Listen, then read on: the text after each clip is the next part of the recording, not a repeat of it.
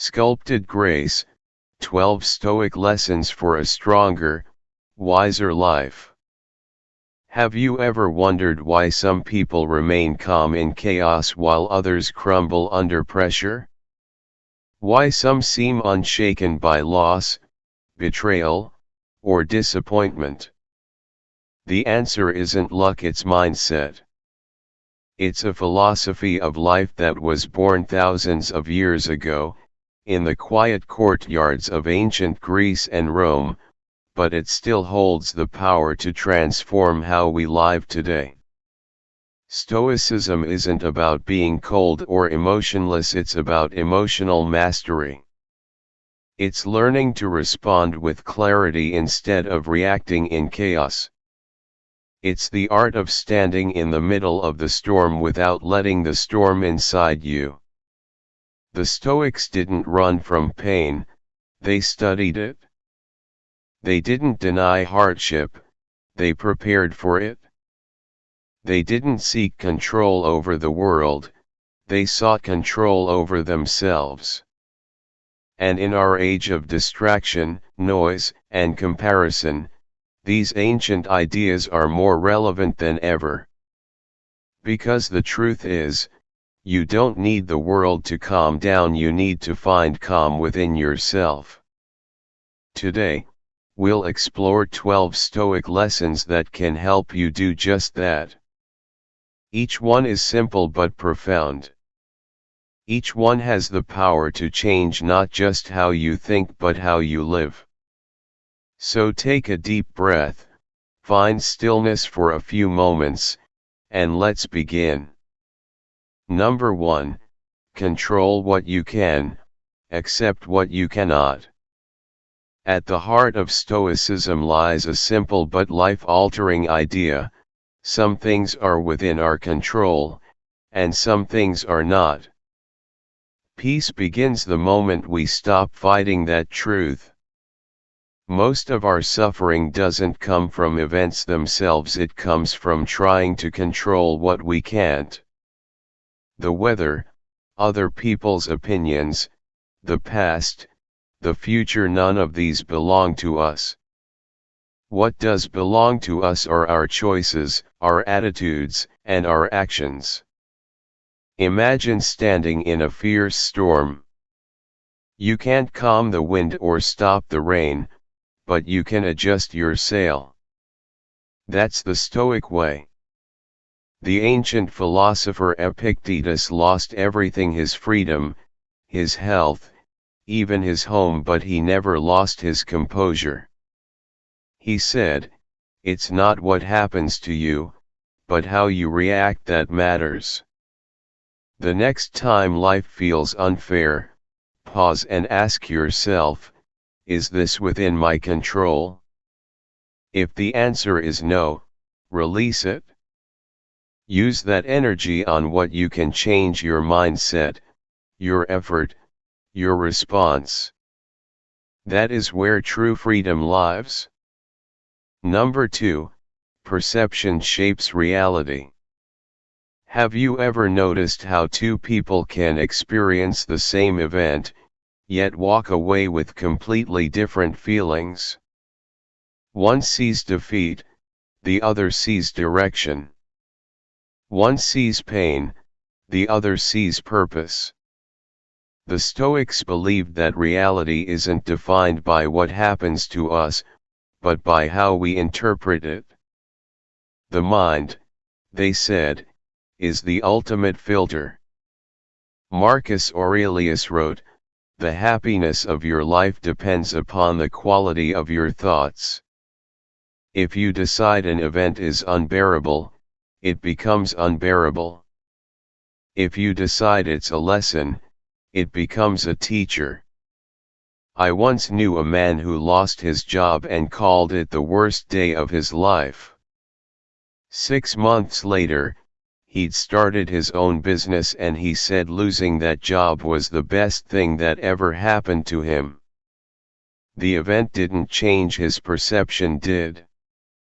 When you learn to shift your perspective, you don't just survive challenges, you transform through them.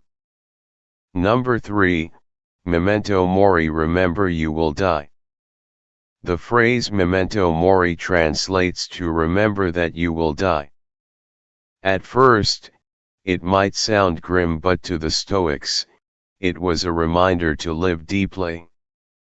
Death is the great equalizer. It strips away illusions and forces us to see what truly matters. When you remember your time is limited, every ordinary moment becomes sacred. Marcus Aurelius reflected daily on mortality, writing, "You could leave life right now. Let that determine what you do and say and think." Imagine how you'd live if you really felt the weight of those words. Would you hold grudges? Delay your dreams? Spend another day scrolling mindlessly? Probably not. You'd savor your coffee. You'd tell people you love them. You'd live intentionally. Memento mori is not a call to fear death, it's a call to honor life by refusing to waste it. Number 4, amor fati, love your fate. To love your fate means not just to accept what happens, but to embrace it fully as if you had chosen it yourself. Seneca said, "A good character, once established, cannot be overthrown by misfortune." When you learn to see every challenge as part of your path, you turn pain into purpose. There's a story about a sculptor who dropped his chisel while carving a statue, leaving a deep scar in the marble. At first, he was furious, but later, he realized that imperfection gave the statue its character. Life works the same way. The setbacks, the heartbreaks, the mistakes, they shape the masterpiece. When something unwanted happens, practice saying, amor fati. Love this too. Not because it's easy, but because it's yours. Number 5, the obstacle is the way. When most people face obstacles, they stop. The Stoics did the opposite, they leaned in. Marcus Aurelius wrote, "The impediment to action advances action. What stands in the way becomes the way." Every difficulty carries the seed of transformation. Take Thomas Edison. When his laboratory burned down, destroying years of work, he didn't despair. He said, "Thank God all our mistakes were burned up. Now we can start anew." That's Stoicism in motion.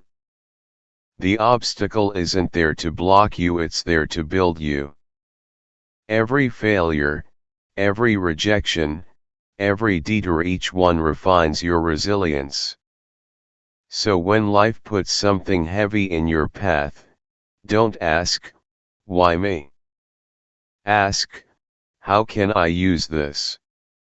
Number 6, focus on virtue, not validation. The Stoics didn't chase fame or fortune, they chased virtue.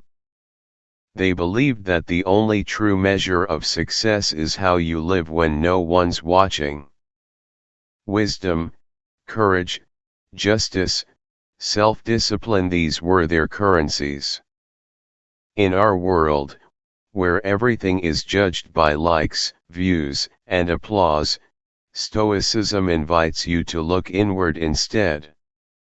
Epictetus said, "If you want to improve, be content to be thought foolish and stupid." True strength is doing what's right even when it's unpopular. Maybe that means speaking up when others stay silent, or walking away from something that doesn't align with your values. When you stop seeking validation and start living by virtue, you become unshakable because your peace no longer depends on anyone else's approval.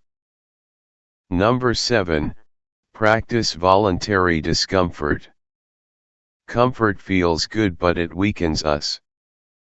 The Stoics believed that the way to prepare for hardship was to practice hardship.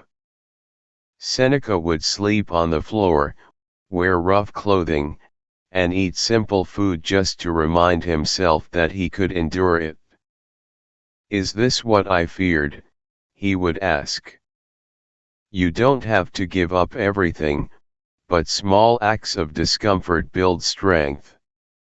Take a cold shower. Skip a meal.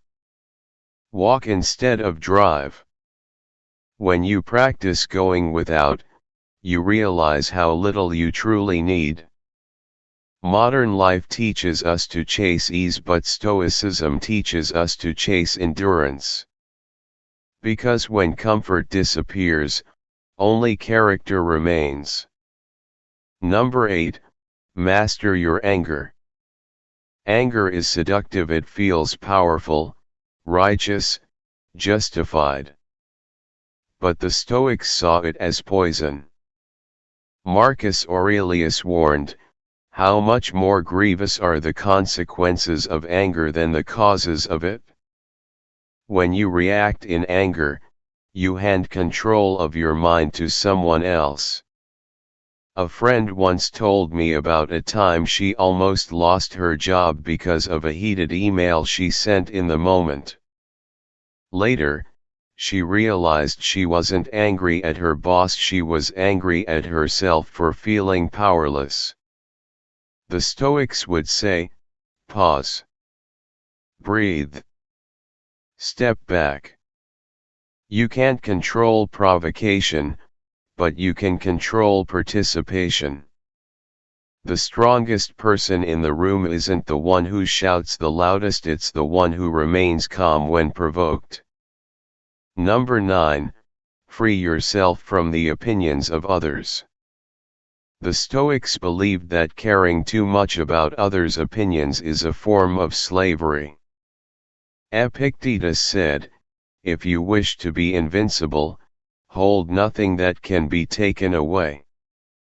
That includes external approval. Imagine standing on a stage surrounded by 1,000 people, each shouting their opinion of you. If you try to please them all, you'll lose your voice. But if you step off that stage, walk into the quiet, and listen to yourself, you'll find peace. I once knew a painter who stopped creating because critics mocked his work. When he returned years later, painting only for himself, his art became more powerful than ever. Freedom begins when you no longer let others define your worth. Number 10, live according to nature. To live according to nature means to live in harmony with yourself, with others, and with the world around you. It's recognizing that life moves in seasons: birth, growth, decay, renewal, and peace comes from flowing with those cycles rather than fighting them. Marcus Aurelius wrote, "Adapt yourself to the life you have been given." A tree doesn't complain when the wind blows, it bends, it sways, and it survives. The Stoics believed we should do the same. Accept what comes, do your duty, love your people, and live simply. When you stop resisting the natural rhythm of life, you discover that the world isn't your enemy, it's your teacher. Number 11, practice daily gratitude. Gratitude, to the Stoics, was a daily discipline. Every morning, they reflected on what they already had, and every evening, they reviewed what they'd learned. Seneca said, "He who receives a benefit with gratitude repays the first installment on his debt." Gratitude anchors you in the present. It reminds you that right now, you already have enough. Try this: at the end of each day, write down 3 things you're thankful for. It might be a friend, a moment of laughter, or simply the fact that you woke up. Gratitude doesn't erase hardship, it gives it context. When you focus on what's good, even in small doses, life expands. Gratitude turns what you have into enough, and what you endure into wisdom. Number 12, you are the sculptor of your own soul. Marcus Aurelius said, "Waste no more time arguing about what a good man should be." Be one. The Stoics saw life as a sculpture, and every decision, every challenge, every thought was a chisel strike shaping your soul. A sculptor doesn't resent the marble for being hard. They work with it patiently, revealing form through effort. Life is the same. Every obstacle chips away what doesn't belong until only your truest self remains. So when you face hardship, remember you are not breaking. You are being shaped. The masterpiece is already within you. Stoicism simply gives you the tools to reveal it. Closing reflection. So here we are, 12 lessons that have survived centuries because they speak to something timeless in all of us. Control what you can. Reframe what you can't. Remember your mortality. Love your fate. Turn obstacles into teachers. Live by virtue. Train resilience. Master anger. Seek inner freedom. Flow with nature. Practice gratitude. And sculpt yourself through it all. The Stoics didn't live easy lives, but they lived meaningful ones. And maybe that's the point. The goal isn't to escape hardship, but to rise through it with dignity and grace. If this message resonated with you, take a moment to reflect on which Stoic lesson you need most in your life right now. Write it down. Live it. Practice it. And remember, your peace, your strength, your wisdom, they're already within you. Stay grounded. Stay graceful. And keep sculpting your soul.